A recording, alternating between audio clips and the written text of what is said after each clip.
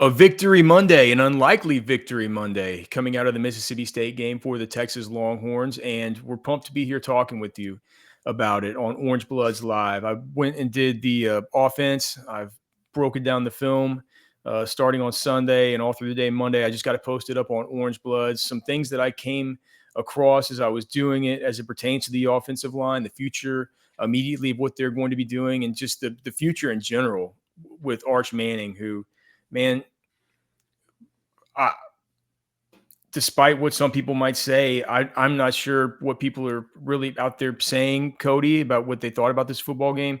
I thought he did some things that were absolutely incredible. First, let's tell you about our sponsor, the Man Eye Institute. See life better at the Man Eye Institute. 1-844-WOW-2020, 844-WOW-2020. The Man Eye Institute is our presenting sponsor for all your vision, all your cataract, all your LASIK, any needs you have if it pertains to your eyes. The Man Eye Institute is going to help you see life better. Please give them a phone call today, 1-844-WOW-2020. And while we are talking about great sponsors here, of course, we want to let you know about the Alpha Seasoning Blend, where we still have our 20% off sale going on right now using the promo code SPOOKY20. You get 20% off. And if you buy 3 bottles of Alpha Seasoning, which is Cody and I's Elite Spice Blend, you get shipping for free. So big sale. We're actually losing money doing it, but we want to get the spice in your hands. It's the best spice that's on the market. The code is SPOOKY20 for 20% off at alphaseasoning.com, or scan that QR code. All right, Cody. So as I was doing the deep dig, one thing that as I was watching the game, I was thinking to myself, did you think to yourself, man, in the moment, you're like, what's happening here? And why is Arch getting pressured so much? And what's going on? What's happening? And as the game rolled on, you're like, well, what was different in the fourth quarter? And did it seem like a game? Because I'll say it right off the bat, the offensive line graded out well, except for DJ Campbell, who was injured during the game, came back in. I think that did affect him. But the offensive line graded out well, and we'll talk about them specifically here in a minute. But did you think watching the game that I would be coming on this show saying that the offensive line graded out well? Well, I mean, well is a term I would be okay with you, or maybe potentially expected you to use. Good would have been what I was like, I don't know about good, but well, I think is okay. You brought up the thought process of kind of how the thing unfolded in the offense and stuff, and like I think you can say the first 3 quarters was much more different than the fourth quarter because of play calling, intention of play calling, and how they had to call the game in the fourth quarter to get back into the game. And I think Sark talked about that this morning in his press conference and saying, like, if we played offense like that, we'd be playing in shootouts every week. That's not our intention. Our intention is to play a balanced game where, we're run blocking more consistently, like we did every once in a while in this game, but more consistently throughout.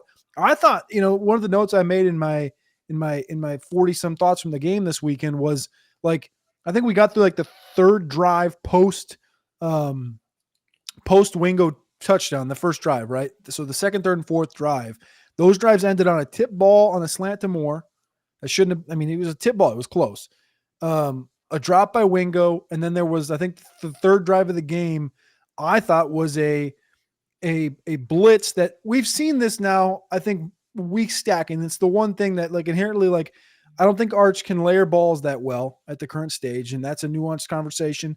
And then also I think he's having a problem just like diagnosing blitzers before the snap, which is something that we know Peyton's obviously good at, but diagnosing blitzers pre-snap and being able to adjust and be like, all right, I need to tell my running back he's got to switch his directive, or I need to tell Stroh or Robertson or whoever they need to switch the directive, or they need to shift and things of that nature. I think those are kind of some things, but I think that clearly the offense shifted from the first 3 quarters to the fourth quarter. And honestly, the explosive plays we saw in the fourth quarter, I think all of Longhorn Nation wanted to see that a little bit more. Yeah, and the offensive line as a whole played a lot better in the fourth quarter than they did for the rest of the game, with the exception of Connor Robertson, who played Connor Robertson at center played the 3rd highest graded game that I have of any player on the Texas offensive line this season.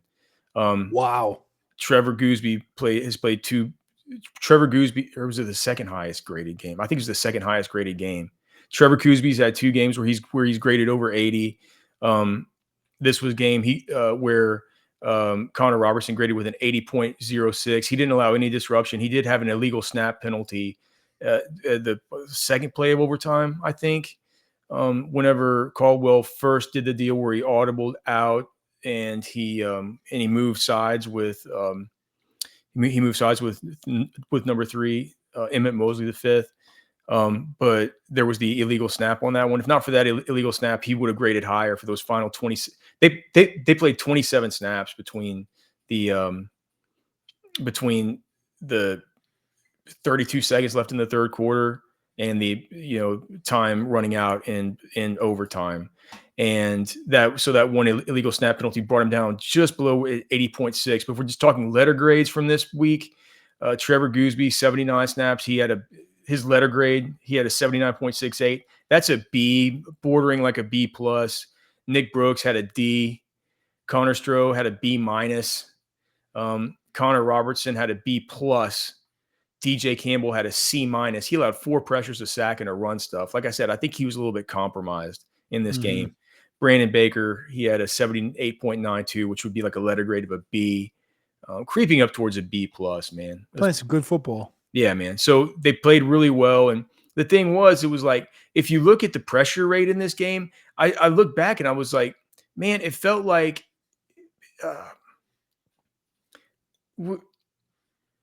I broke down every single time he was pressured, right?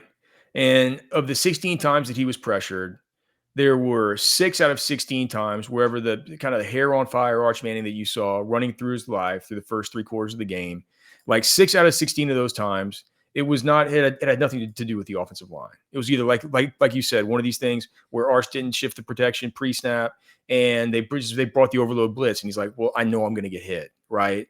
Sometimes he knew where to go with it too, and he put the ball there on a total rope. But there was that. There was the CJ Baxter missed blitz pickup. There was 2 by Trey Wisner. There was 1 by Jordan Washington. There was some that just didn't even have to do with the offensive line. And so while people are throwing their remote controls at their TV saying, fire Kyle Flood, half the time it was like they were under pressure, so you associate it with the offensive line. And it wasn't always 38% of the time he was pressured. It wasn't just like that. And if we're talking about percentages, we're talking about pressures and all the rest of it.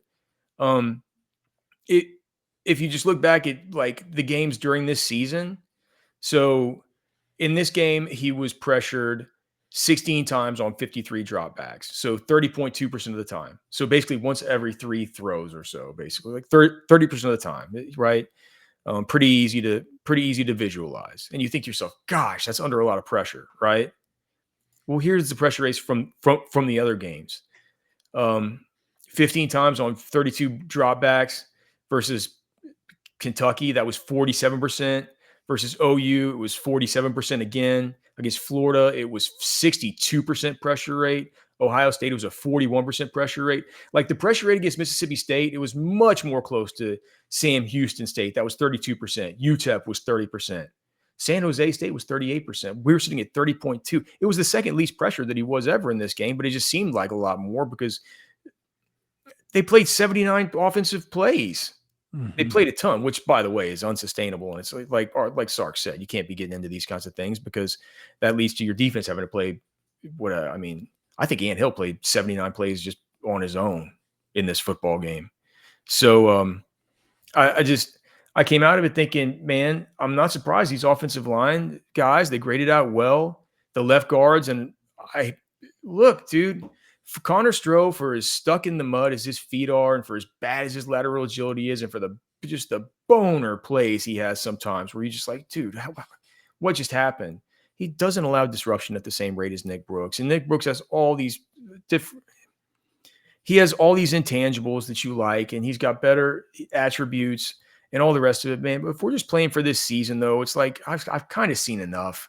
And I think that his development might be better served to kind of continue behind the scenes and maybe allow him to burst onto the scene in spring as a greatly improved player that understands what he's doing at guard.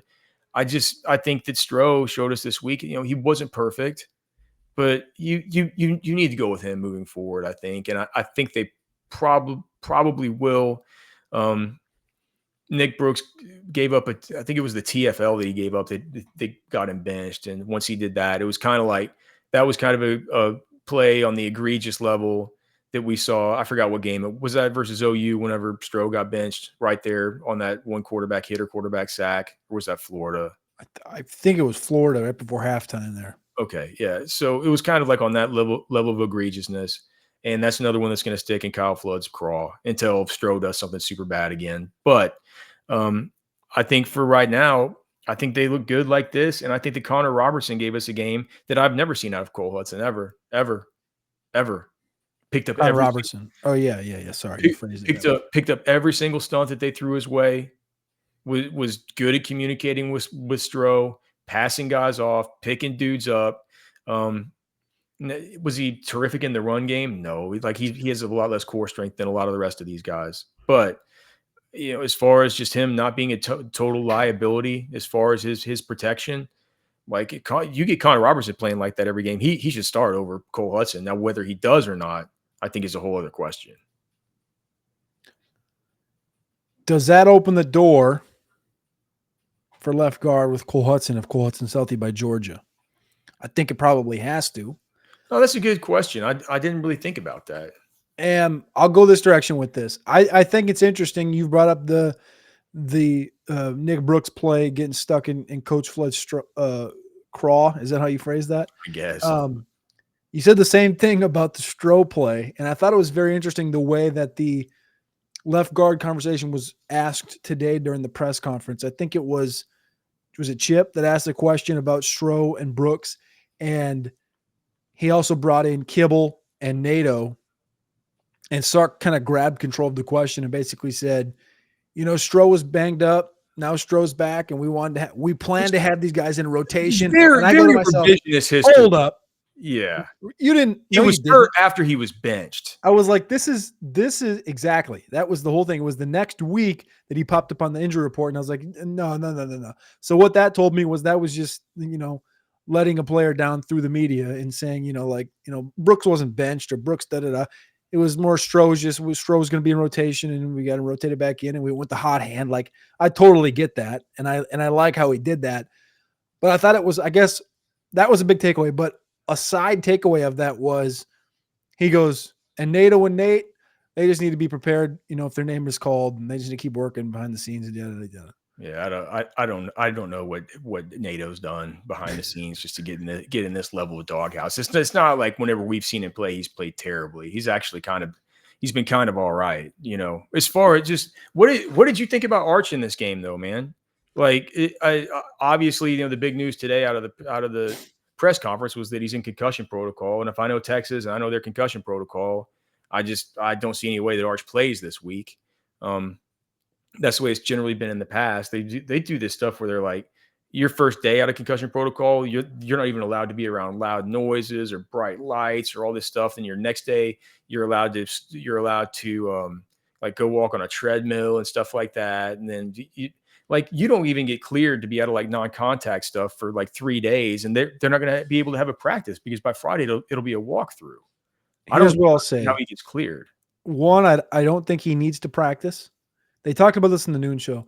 I don't think he needs to practice to play in this game. Doctors to let him play. I think I'm pretty sure, man. I did a story years back about the concussion protocol at Texas that's overseen by the neurological people and the docs, not the coaches. So it's not the coaches saying like he's got to get a practice in to play. No, it's the doctor saying he needs to get through a full practice with no setbacks. And I'm just not sure a full practice is going to be available to him by the time he gets through the initial steps of the protocol. So you're saying part of the concussion protocol for them to, that doesn't make any sense though. For them to clear him for a game, you have to get through a practice that you are already cleared for? From my memory of what I did, I did an interview about this like 5 years ago during the off season. Gotcha. And from what my memory of it was, yeah, like you gotta get through a practice. Okay, so you cleared. Okay, because I guess practice. Yes, you're non-contact, but you're still straining on the brain at that point. I guess that's right, right, but you're at the last stage of the protocol. I mean, that checks. I wonder what I wonder part of it is he didn't get knocked out cold. Like, yeah, he was stumbling, bumbling, rumbling around the field. Like, I get that. And like, he was like a little bit limp, but we didn't see him, you've seen some good knockouts, right? Guys are laying there. You can see their eyes are shut. Like, a guy got knocked out. He got hit in the back. Like, I do wonder what stage he's at. I anticipate we don't get anything until that Friday night, 7 p.m., injury update. And I think he's going to be game time decision up until game time decision, regardless if he practiced on Friday or not. If you are right in your recall, which I would assume you are, I have no reason to assume you're not, in the concussion protocol process, if he gets through with the day on Friday, and I would anticipate they keep that thing under wraps as most as possible, and he's game time decision, just like the Fluff Bothwell running back was for Mississippi State, and he was game time up until game, and he had pads on, and he was game time decision, it'll be the same situation with Arch up until Saturday, and nobody's going to know unless it gets leaked. I'll tell you this, man. Like, I think the Caldwell would be fine if he goes. I thought it was weird that Sark talked so much today about KJ Lacey and all the rest of this stuff. Best ball spinner on the roster, man. Right. But I will say this about Arch, dude. Just, I mean, and we'll probably talk more about it during the week. But I came away from this game more impressed with him than I've been in any other game. Just some of the ball placement stuff, some of the throws, some of the stuff just hanging in there, taking hits, man. He's tough, dude. He's a dog, man. And I think he has it. I think now whether or not this season goes the way of the dodo bird, who really knows, right? And we could just be talking about this for all offseason about his hypothetical development from year 1 to year 2. But what I will say is, if Arch Manning can play like he played in the fourth quarter of that football game, in every single football game, the offensive line holds up their end of the bargain like they did for a good portion of that football game, that team, that's a quarterback who you can win because of him. Not a win with him, not a win in spite of him, but a win because of him quarterback, a true, legit difference maker. Remember, we're going to be at Texas Beef Traders live this Thursday. So if you're out, come out to Lakeway, come see us. Cody will not be here, but I will be there at Texas Beef Traders, 2127 Lomans Crossing Road, right there in the heart of Lakeway. Come in there, get some beef, get some samples. We'll have some beers up there. We can hang out and talk. It'll be a great time. But the show will be live on Thursday, so make sure you set your calendars. And if you can't make it to Texas Beef Traders, certainly make sure and hop in the live chat. We'll be happy to interact with all of you there.